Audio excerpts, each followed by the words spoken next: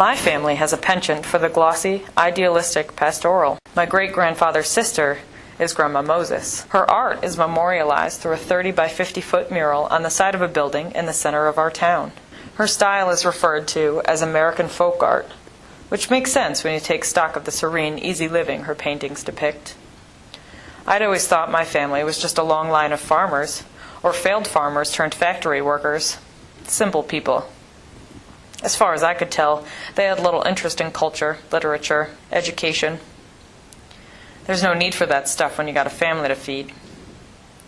My mother, though we left the farm when I was older, carried these beliefs, valuing a hard day's work and a cold beer.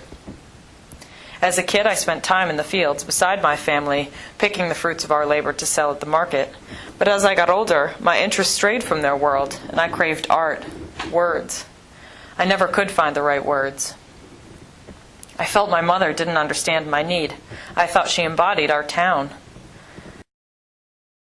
I'd always been somewhat solitary, but as my interest turned from their world to that of books and writing, I began to take note of all the ways I didn't fit in. I had more in common with the novels I was reading than with my family or my friends. So I looked to the city for sustenance, nourishment. I wasn't satisfied with what everyone else I knew was doing. In a small town, people don't expect any more from you than for you to follow in your parents' footsteps.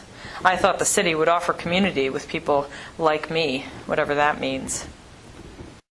While my mother carries on that sense of hard-working pride, she also has a similar taste for revision. She was never a better painter than while she was pregnant, she tells me. I remember reading Jane Eyre while she painted along with Bob Ross on television. She'd spend hours, her ankles swelling, perfecting one tree, one branch, one barn, and then let it dry while she made dinner. For years, she felt too stifled to do it, she says, her husband calling it a waste of time. But now the kids are growing and she has the time and space. The canvases have crept back into the living room, the oils covering the dining room table. She's happier now. I think how different I always insisted we were. I didn't value the same things she did, I said. But as I watch her paint, I see how, in so many ways, we're on the same journey. She paints tranquil farm scenes because she longs for those times. Even though farm life is by no means simple or romantic, she prefers to remember it that way, partly because she misses the sense of community, the comfort of people really knowing her, and partly as a cathartic outlet. I live here in this complex, bustling city with grit and crime, art and learning, and simultaneously immerse myself in this world and long for the world I used to have. I miss Vermont. I miss the simplicity, the glossy, slow-paced life.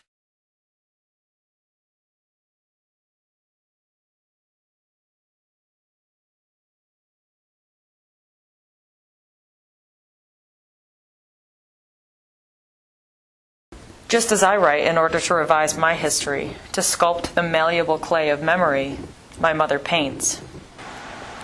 I'm beginning to see where I fit. Just as my mother rewrote her history as she wanted to remember it, carving images out on canvas, just as Grandma Moses revised her history through her work, I'm following in their footsteps, preserving selected memories, preferring to remember the good parts, finding ways to put those revised memories into a tangible medium. They chose to represent those glossy pastoral images not because that's all there was, but because those are the memories they wish to preserve. This is the universe they wish to control. Everyone longs to return to some snippet of the past, even though there is no going back.